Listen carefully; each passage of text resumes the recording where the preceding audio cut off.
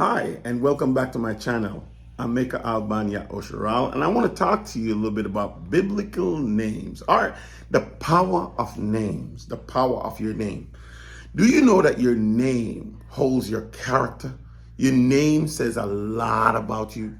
Your name really, if you were to study your name, if you were to look into your name, you would realize that you have a lot of characteristics in your character because of your name.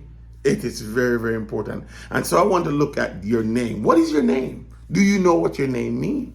Remember now, your name was given to you not by you. You had no choice in the matter.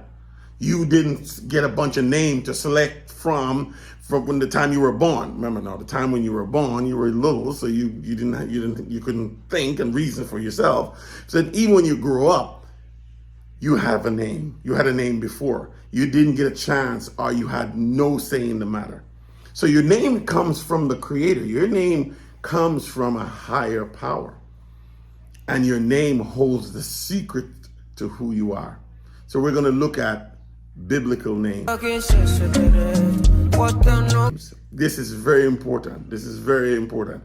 We're going to look at your name. We're going to look at biblical names. Now here I'm going to read something that I just Google search because I like to search. I like to do research because I like to know things. I like to understand things. I like to comprehend information. So here's something that I'm just reading here from, I think it's from Gate Bible blog. All right, listen to what it says here. Biblical names could be used to communicate Yahweh's message. Biblical names were also used to establish an affiliation with Yahweh, our God. You know, we call him by his name.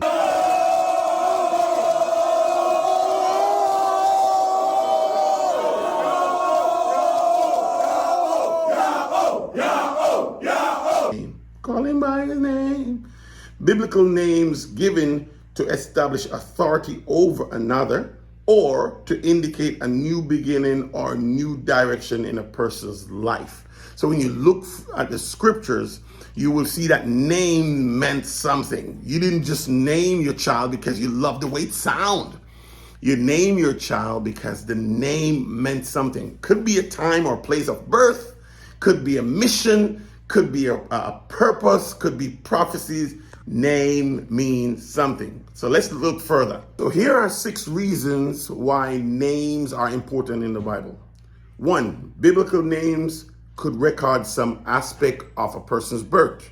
2, biblical names sometimes expresses the parent reaction to the birth of the child. 3, biblical names were sometimes used to secure the solidarity of a family ties. 4, biblical names could be used to communicate Yahweh's message.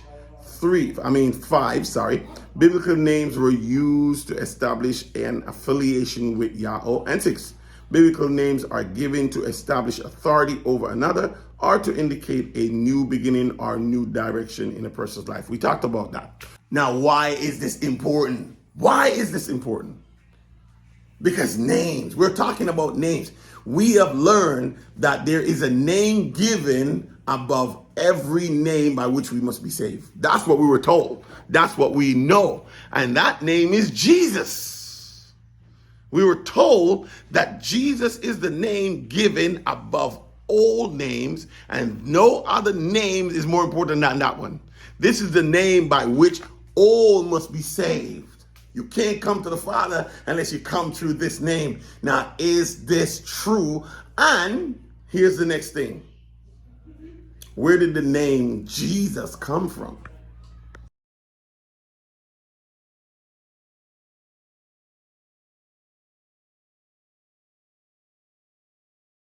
Remember I told you that biblical names represent an event or authority, or biblical names represent some event or some message from Yahweh. Did the name Jesus comes from Yahweh? Does it come from the Creator? When the message was sent to Miriam that you should call the child a name, was it Jesus? Was it Yeshua, Yahuwah, Yahweh? Well, I'm telling you, you don't have to take my word for it. Just go check out the ravenous bird. The ravenous bird, Ravenous, Ravenous B-I-R-D. Go check out the Ravenous Bird on YouTube and look up true name of the Creator. You'll find your answers there. He is breaking down all the research you need, where all these names come from, Yahuwah, Yahweh, and all these different things. Check it out for yourself so you can have the information. Now, what you do with the information, that's totally up to you. Is Khazak Ya'oh. Khazak Ya'oh. Ya'oh will be strong.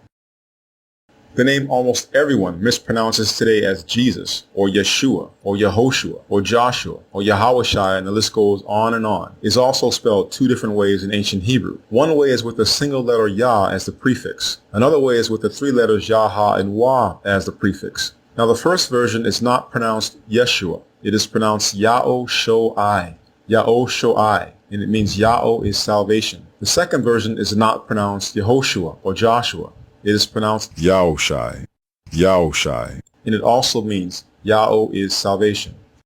The root verb in both versions of the name is Yashai, and it is spelled with the three letters Yah, Shah, and Ga. The letter Ga is a long I vowel here and not the guttural consonant because it is not the first letter of the word. So we pronounce the verb as Yashai. This verb is also the first part of Isaiah's name, so we pronounce his name as Yashai Ya'oh, which means Ya'oh saves, because the verb Yashai means to save. Now you can change the verb into the noun salvation, and the way we do that in Hebrew is by inserting the letter Wa between the last two letters of the root verb. When we add the letter Wa, the pronunciation changes to Yah-Sho'ai. This is how you say the noun salvation. We need to make this point very clear. The noun salvation is not a proper name. The word Yahshua or Yeshua, as is mispronounced, cannot be a personal name unless the person is suffering from delusions of grandeur. Only the Most High God is salvation. So when you see this word and it is actually being used as a personal name, it is not pronounced Yahshua. It is pronounced Ya'oh Sho'ai, and the person who is salvation is immediately identified by name. Ya'oh is salvation. The initial letter Yah then becomes the proto-grammaton prefix, and we do not pronounce diminutive forms of the tetragrammaton according to their spelling. Whenever a diminutive form appears in a personal name, we pronounce God's name correctly. We do not alter it into a nickname.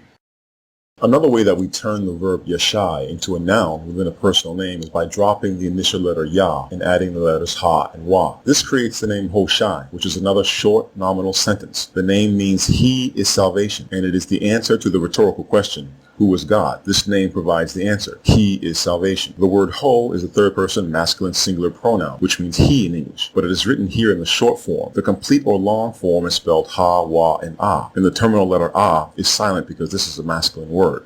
Hoshai was the original name of Masha's right-hand man and chief minister, but Masha later changed his name by adding the letter Yah at the beginning. This changed the word Ho into the trigammaton Yah, Ha, and Wa, which is a diminutive spelling of God's proper name. So now the way you pronounce Hoshai's name is not Yahawashai, not Yahushai, not Yehoshua, etc. It is Yaoshai, Yaoshai. This is another nominal sentence, but more specific and direct in its meaning. It means Ya'oh is salvation. Now check out this name. Check out this name right here. Where did this come from? This is a biblical name that was given. Where was it come from? Who gave this name? What was it about? You see, in the time of the Babylonian kings, they understood names and they understood the power of the names. And so they named all the captive, the Hebrew captive, those who they found to be of noble birth or who were considered to be wise. Look at these names.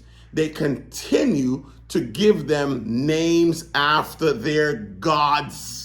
This is very, very important. Now check out these names. Where these names come from. Anything with a sus on the end, anything with a sus on the end comes from a Greek mythology, Greek god. Actually, Egyptian gods who metamorphosis into these different gods or different names throughout different times.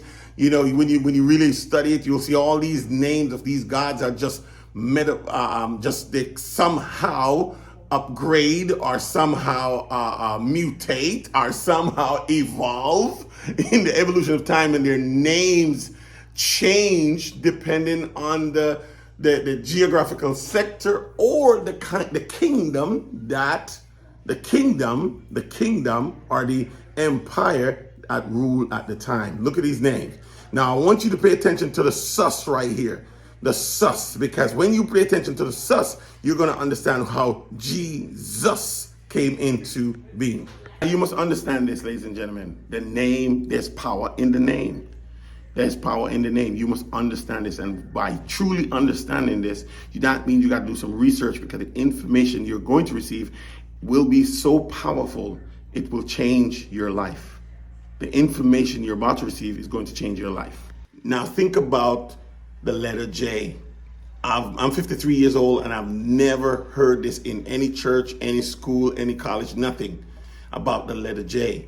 The letter J was the last letter to enter the English alphabet.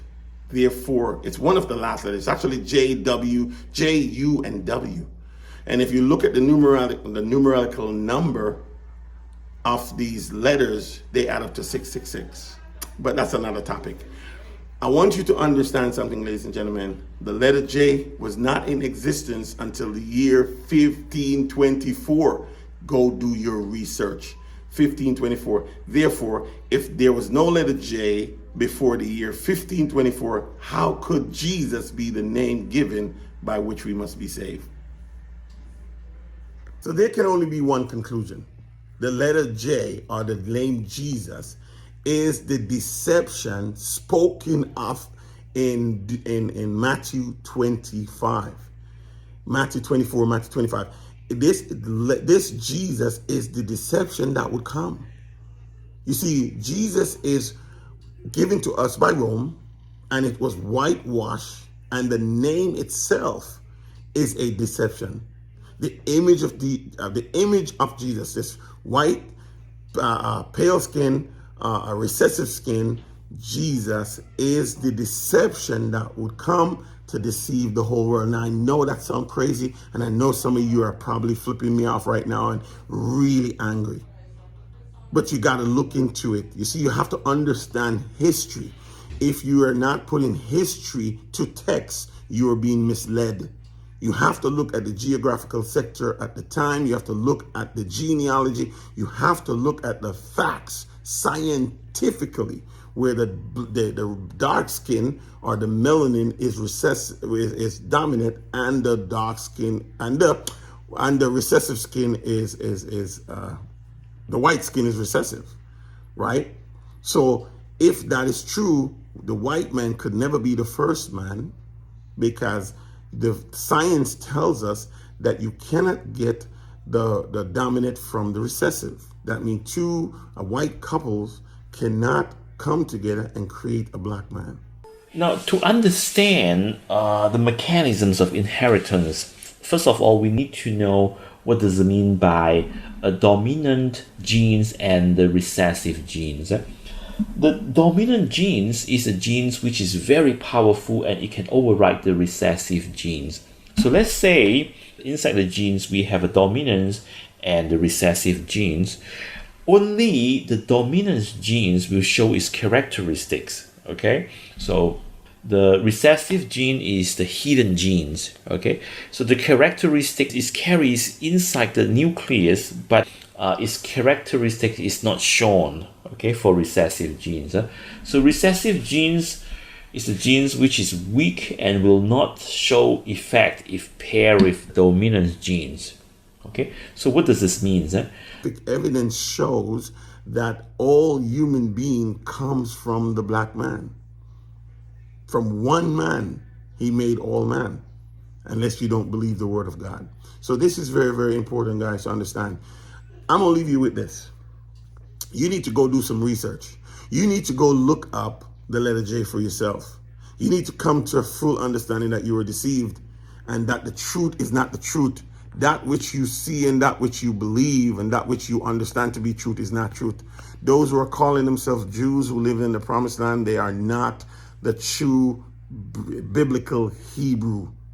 One, they do not fulfill Deuteronomy chapter 28, 15 through 68.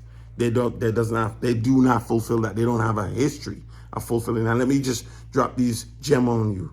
They don't have a 400-year history of being enslaved. They don't have a history of being brought by ships and scattered through all nations on earth. They don't have those history. And because they don't have those history, you have to rule them out. They also could not last 400 years in the desert under a taskmaster's whip, working sun up to sun down in a desert, building pyramids, building statues, and doing hard labor in the field, working in the sun under the recessive skin. The sun alone would have killed them. You know this to be true. This is scientifically proven, and you don't have to even believe me. Just get your white friend and go hang out in the sun with you for an hour or two straight. Don't move. Just stand in the sun, or even move around. Just stand in the sun and see what happens. In a few minutes, you'll be burning. She'll be burning. And that's what I'm trying to tell you. Those people who consider themselves to be the true people of the book could never last in the sun. So you have to look at these things, and you have to look at your history. So I'm asking you to go look at your history. I'm asking you to go look at the truth, understand the truth for yourself so that you can understand.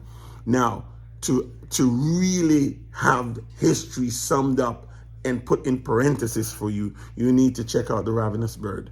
Check out The Ravenous Bird. Ravenous Bird. Go check out The Ravenous Bird on YouTube and look up true names of the creator, true name of the creator. Look up Brought by Ships. Look up Keep Silent Before Me Islands, and look up Leave on Wings. These 4 topics will change you. And if it doesn't, then continue with your regular scheduled program. I have nothing for you. Until next time, I'm Maycha'al Bout. And what poundage do you imagine the entry may refer to, sir? A mast and sails, perhaps? Give us free. Give us free. Give us free.